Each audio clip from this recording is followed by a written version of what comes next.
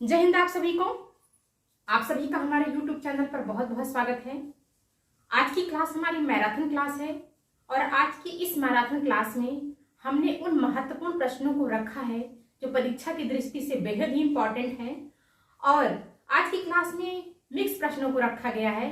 अब तक के जितने भी टॉपिक आपको पढ़ाए गए हैं उन सब से हमने प्रश्न उठाए हैं और उन्हीं प्रश्नों को उठाया है जो परीक्षा की दृष्टि से बेहद ही महत्वपूर्ण है।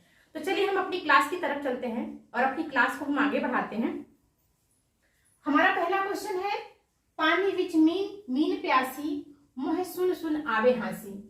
इसमें कौन सा अलंकार है पूछा गया है। विशेषोक्ति अलंकार है, अन्योक्ति अलंकार है, उपमा अलंकार है या रूपक अलंकार है।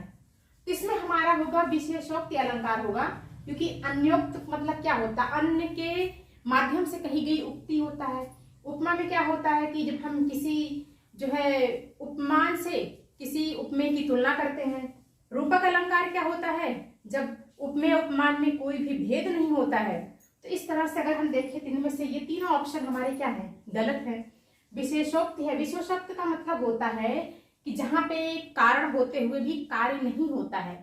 हालांकि हमने विशेषोक्ति अलंकार अभी आपको नहीं पढ़ाया है। कुछ ऐसे अलंकार हैं जो परीक्षा की दृष्टि से महत्वपूर्ण है, वो भी नहीं पढ़ाए गए हैं। उनको एक क्लास में हम आपको पढ़ा देंगे, लेकिन आज की क्लास में हम उन प्रश्नों को रखे हैं जो परीक्षा की दृष्टि से बेहद ही महत्वपूर्ण है। इसमें हमारा होगा विशेषोक्ति अलंकार। विशेषोक्ति अलंकार मतलब वही होता है कि जहां कारण हो और कार्य ना हो, तो वहां पे क्या होगा, विशेषोक्ति अलंकार होगा। क्योंकि पानी विच मीन प्यासी, पानी विच मीन मीन प्यासी मोह सुन सुन आवे हासी, यानी कि पानी के बीच में मछली रहती है फिर भी यह प्यासी है, ऐसा सुन करके क्या मुझे हंसी आ रही। यहाँ पे मतलब कारण है यानी पानी है फिर भी क्या है, मछली प्यासी है। इस प्रकार से कौन सा अलंकार होगा, विशेषोक्ति अलंकार होगा। तो हमारा ये पहला वाला ऑप्शन इसमें सही होगा। A history of Hindi literature के लेखक कौन है। ये भी क्वेश्चन बहुत ही इंपॉर्टेंट है। हमने कुछ हिंदी साहित्य के प्रश्न को भी रखा है जो परीक्षा में हर कॉम्पिटिटिव एग्जाम में अक्सर पूछे ही जाते हैं। तो इसमें ए हिस्ट्री ऑफ हिंदी लिटरेचर के लेखक कौन है, जैक ग्रेसन, गणपत चंद्र गुप्त, FEK या हेमचंद्र। तो इनमें जो हमारा तीसरा ऑप्शन सही है, FEK जो है वो ए हिस्ट्री ऑफ हिंदी लिटरेचर के लेखक हैं। चतुरानन में कौन सा समास है। चतुरानन का मतलब क्या होता है, चार हैं आनंद जिसके। अव्ययी भाव, तत्पुरुष समास, अव्ययी भाव समास या बहुब्रीहि समास। तो हमने अब में जब हम पढ़ रहे थे समास को तो उसमें हमने देखा था कि अव्ययी भाव में क्या होता है, जिसका पहला पद प्रधान होता है।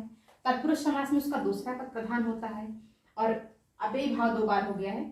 और बहुब्रीहि समास जो होता है जिसमें जो है न उसका पहला पद प्रधान होता है न दूसरा पद प्रधान होता है, ये अपने दोनों पदों को छोड़ करके किसी तीसरे अर्थ पर डिपेंड होता है। इसमें अगर इसका हम विग्रह करते क्या होता है, चतुरानन यानी चार हैं आनंद जिसके।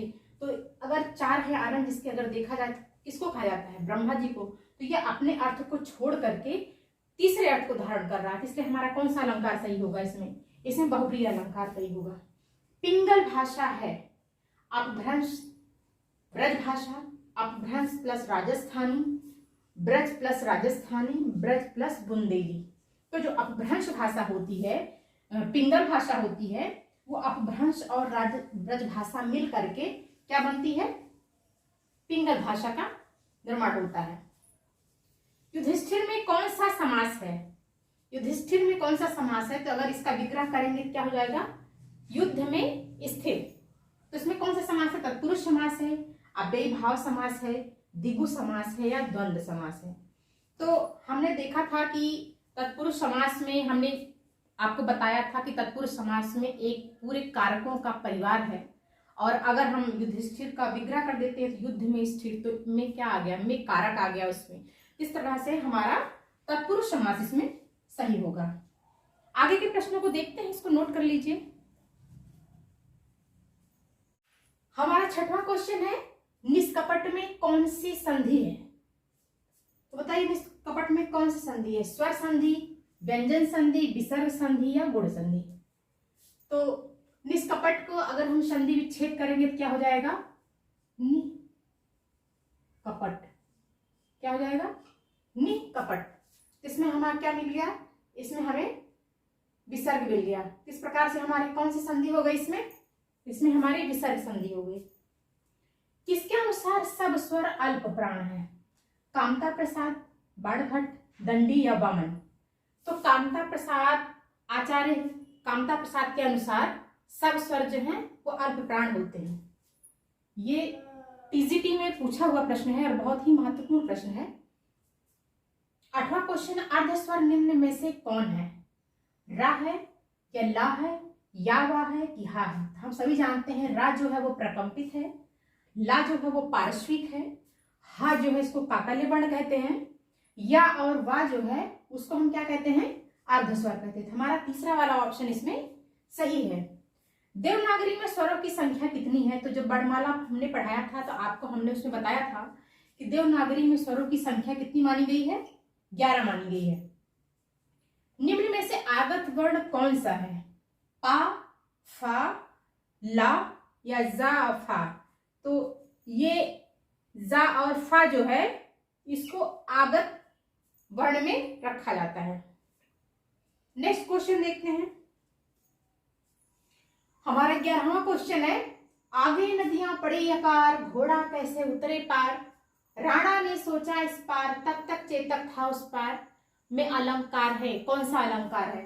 रूपक अलंकार है, अत्युक्ति अलंकार है, अतिशयोक्ति अलंकार है कि अन्योक्ति अलंकार है? तो उसमें हमने अभी बताया था कि रूपक में उपमेय उपमान का क्या होता है?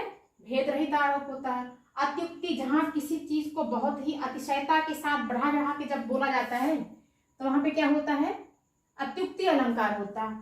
अन्योक्ति होता है कि अन्य के माध्यम से जब कोई उक्ति कही जाती है तो क्या होता है? वहां पे अन्योक्ति अलंकार होता है। अतिशयोक्त जहां किसी चीज को जो है बहुत अधिक बढ़ा चढ़ाकर कहा जाए। तो देखिए, अत्युक्ति और अन्योक्ति में दोनों में थोड़ा सा फर्क है। अत्युक्ति जो होता है इसमें किसी चीज को इतना ज्यादा बढ़ा चढ़ा के कहा जाता है कि वो झूठा प्रतीत होता है, और अतिशयोक्ति जो होता है इसमें किसी चीज को इतना बढ़ा चढ़ा के कहा जाए कि वो देखने में थोड़ा सा आश्चर्य लगे, तो वहां पे क्या होगा? वहां पे अतिशयोक्त अलंकार होगा। तो यहाँ पे क्या है? राणा, आगे नदियां पड़ी अपार, घोड़ा कैसे उतरे पार? राणा ने सोचा इस पार, तब तक चेतक था उस पार। इसमें क्या है? इसमें एक आश्चर्य लग रहा है कि राणा इस पार ही सोच रहे हैं, जब तक इस पार सोचते तब तक चेतक उस पार चला गया। यहाँ पे मतलब संभव की सीमा होती है, पर यहाँ पे संभव की कोई सीमा नहीं होती है। मतलब यहाँ पे सोच पाना संभव है, पर यहाँ पे सोच पाना असंभव है। यही अत्युक्ति और अतिशयोक्ति अलंकार में क्या होता है? फर्क होता है। तो इसमें हमारा कौन सा अलंकार होगा? यहाँ पे हमारा अतिशयोक्ति अलंकार होगा। पानी परात को हाथ छुओ नहीं, नैनन के जल से पग धोए। इसमें कौन सा अलंकार होगा? इसमें भी क्या है? अगर इसका अर्थ देखें तो मतलब क्या होता है? जब सुदामा जो है कृष्ण से मिलने आते हैं, तो जब कृष्ण जी अपने बचपन के सखा सुदामा को देखते हैं तो इतना ज्यादा भाव विभोर हो जाते हैं कि वो जो है उनसे मिलने के बाद इतना रोते हैं कि उनको पानी की जरूरत होती ही नहीं है। पानी, परात का जो पानी वो रखा रहता है, लेकिन उसकी जरूरत नहीं पड़ती है। उनके आंखों से ही इतने जल निकलते हैं, इतने आंसू निकलते हैं कि उसी से ही क्या है? सुदामा के पैर क्या है? धुल जाते हैं। इसमें क्या होगा? इसमें भी अतिशयोक्ति अलंकार होगा। हमारा दूसरा वाला ऑप्शन क्या है? इसमें सही है। निम्न में से संयुक्त व्यंजन कौन सा है? छा है, टा है, पा है या हा है? तो संयुक्त व्यंजन कौन सा व्यंजन होता है? संयुक्त व्यंजन वो व्यंजन होता है जो दो व्यंजनों के मेल से बनता है। वो कौन सा व्यंजन होता है? वो संयुक्त व्यंजन होता है। तो हमारा ये जो छा है, छा, ये हमारा क और प्लस खष्टिशा, इन दोनों को अगर हम मिला दें तो हमारा कौन सा व्यंजन बन जाता है? हमारा वो संयुक्त व्यंजन बन जाता है। देशभक्ति में कौन सा समास है? बहुब्रीहि, तत्पुरुष, अव्ययी भाव या द्वंद्व? तो बहुब्रीहि समास तो हो नहीं सकता, अव्ययी भाव हो नहीं सकता, द्वंद्व भी नहीं हो सकता, क्योंकि अगर इसका विग्रह करेंगे तो क्या हो जाएगा? देश के लिए भक्ति। तो के लिए क्या आ गया? इसमें कारक आ गया, और कारकों का पूरा परिवार किसमें है? तत्पुरुष समास में है। इसलिए हमारा कौन सा ऑप्शन सही है? दूसरा ऑप्शन सही है। इसको नोट कर लीजिए, आगे भी कुछ प्रश्नों को हम देखते हैं। हमारा 15वां क्वेश्चन है, हिंदी साहित्य का व्यवस्थित इतिहास ग्रंथ किसे माना गया है? किसने लिखा है? रामचंद्र शुक्ल ने लिखा है, जॉर्ज गियर्सन ने लिखा है, गणपत चंद्र ने लिखा है कि FEK ने लिखा है? तो हिंदी साहित्य का सबसे व्यवस्थित जो ग्रंथ है, रामचंद्र शुक्ल का है हिंदी साहित्य का इतिहास। जिसको अब तक का सबसे व्यवस्थित ग्रंथ माना गया है, तो रामचंद्र शुक्ल ने लिखा है। तो हमारा इसमें पहला वाला जो ऑप्शन है वो सही है। 12 बरिस ले कुकुर जीवे और 13 ले जिए सियार, बरिस 18 क्षत्रिय जीवे आगे जीवन को धिक्कार, पंक्ति किस रासों की है। ये वाला अभी जो टेट का पेपर हुआ था उसमें ये वाली लाइन पूछी गई थी कि ये वाली लाइन जो है किस रासों से ली गई है। इसलिए हमने इसको रख दिया है, क्योंकि हिंदी साहित्य का आजकल टेट के पेपरों में हिंदी साहित्य का कोई भी प्रश्न उठा के पूछ ले रहे हैं, तो इस वाली लाइन को हमने रख दिया। जबकि ये वाली लाइन पीजीटी एलटी में, केवीएस में, नेट जेआरएफ में कई बार पूछी गई है और बहुत ही महत्वपूर्ण है ये, इसलिए हमने इसको रख दिया है। तो किसमें है ये परमाल रासों में है, जिसमें परमाल रासों में आल्हा और उदल की लड़ाई का वर्णन किया गया है। परमाल रासों के जो रचयिता है वो जगनिक हैं और परमाल रासों में ही जो है इसका वर्णन किया गया है। 17वां क्वेश्चन है, हिंदी साहित्य का प्रथम कवि कौन है। सरहपा है, कड़हपा है, स्वयंभू है कि शालिभद्र सूरी है। तो हिंदी साहित्य का जो प्रथम कवि है वो सरहपा को माना गया है। ज्यादातर विद्वानों ने सरहपा को माना है, लेकिन कुछ ऐसे विद्वान हैं जो अलग अलग जो है कवियों को माने हैं। जैसे स्वयंभू हो गए, स्वयंभू को डॉक्टर रामकुमार वर्मा ने कहा है कि हिंदी साहित्य का जो है प्रथम कवि है। शालिभद्र सूरी को गणपत चंद्र गुप्त ने कहा है कि हिंदी साहित्य के प्रथम कवि है, लेकिन ज्यादातर आचार्य जो थे उन्होंने सरहपा को माना है, इसलिए हमारा ये वाला ऑप्शन सही होता है। और अगर पेपर में पूछा जाए हिंदी साहित्य का प्रथम कवि कौन है, तो उसमें भी सरहपा को ही सही माना जाता है। 18वां क्वेश्चन है, लहरों के राजहंस के लेखक कौन है। मोहन राकेश है, एक रामकृष्ण गोनीपुरी है, एक महादेवी वर्मा है कि जयशंकर प्रसाद है। तो लहरों के राजहंस के जो लेखक हैं वो मोहन राकेश हैं। इनके भी नाटक है आधे अधूरे और लहरों के राजहंस, और अगर देखा जाए तो इसमें भी और भी उन्होंने लिखा है। तो लहरों के राजहंस के जो लेखक वो कौन है, मोहन राकेश हैं। तो इसको नोट कर लीजिए।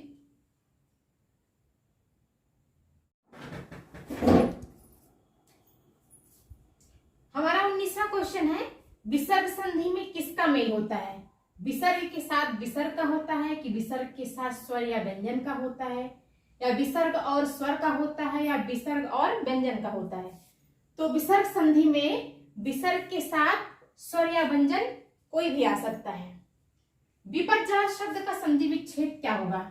विपह प्लस जाल, विपत प्लस जाल, विपस प्लस जाल या विपद प्लस जाल। इसमें हमारा क्या सही होगा। इसमें हमारा एक तो देखने में सीधा सीधा क्या लग रहा है, ये व्यंजन संधि है, और क्योंकि यहाँ पर देखिए हलंत लगा हुआ है, इसका संधि विच्छेद करेंगे तो क्या हो जाएगा, विपत, विपत प्लस जाल। अच्छा, संधि विच्छेद अगर आपको करना पड़े कोई भी कैसा भी शब्द हो, आप इस बात का ध्यान रखना कि जब हम संधि विच्छेद करते हैं, जब हम उनको तोड़ें, तो तोड़ने के बाद भी दोनों का अपना एक अर्थ हो। ऐसा नहीं कि टूटने के बाद जो है उसका जो अर्थ है वो निकले ही ना। अगर वो टूट भी जाता है, दो भागों में विभाजित हो जाता है, तो दोनों का भी अपना एक अर्थ होता है। अगर जहाँ पे अगर आपको संधि विच्छेद दिया जाए और अगर पहचानने की बात की जाए, तो उसमें आप इस तरह पहचान सकते हैं कि अगर वो टूटा हुआ है तो टूटने के बाद भी दोनों का अपना एक अर्थ होगा। अगर दोनों का अपना एक अर्थ नहीं है तो वो ऑप्शन गलत होगा। और आप ये देख लेना कि कहाँ दोनों अपने आप में अलग अलग अर्थ दे रहे हैं। अगर जहाँ पे वो अर्थ दे रहे होंगे वो ऑप्शन आपका सही हो जाएगा। जैसे इसी में देख लीजिए, विपह प्लस जाल। विपह क्या होता है, कुछ नहीं होता। विपस प्लस जाल, जाल तो समझ में आ रहा है, लेकिन विपस समझ में आ रहा है, विपस का कोई अर्थ होता है, कोई अर्थ नहीं होता। विपद प्लस जाल, तो विपद प्लस जाल, विपद भी गलत ही है क्योंकि विपद होता ही नहीं है। विपत प्लस जाल, देखिए विपद, विपद मतलब क्या होता है, आपदा होती है, और जाल विपद और प्लस जाल का अगर जो है क्या बोलते हैं संधि, वो संधि करेंगे तो विपद जाल हो जाएगा, और इसका संधि विच्छेद कर देंगे तो विपत जाल। लेकिन दोनों संधि विच्छेद होने के बाद भी ये भी अपना अर्थ दे रहा है और ये भी अपना अर्थ दे रहा है। जहां पर दोनों अपना अर्थ दें वो वाला ऑप्शन सही है। अगर दोनों में से एक का अर्थ कोई मतलब नहीं निकल रहा है तो वो वाला ऑप्शन आपका क्या हो जाएगा, वो ऑप्शन आपका गलत हो जाएगा। तो इस प्रकार से हमारे 20 प्रश्नों की श्रृंखला थी जो पेपर की दृष्टि से बहुत ही महत्वपूर्ण थी। तो आपको हमारा वीडियो कैसा लगा आप कमेंट बॉक्स में जरूर बताइएगा। और अगर आप हमारे चैनल पर नए हैं आप हमारे चैनल को सब्सक्राइब करिएगा। और अगर आपको हमारा वीडियो पसंद आया तो लाइक कीजिएगा और शेयर भी कीजिएगा। धन्यवाद।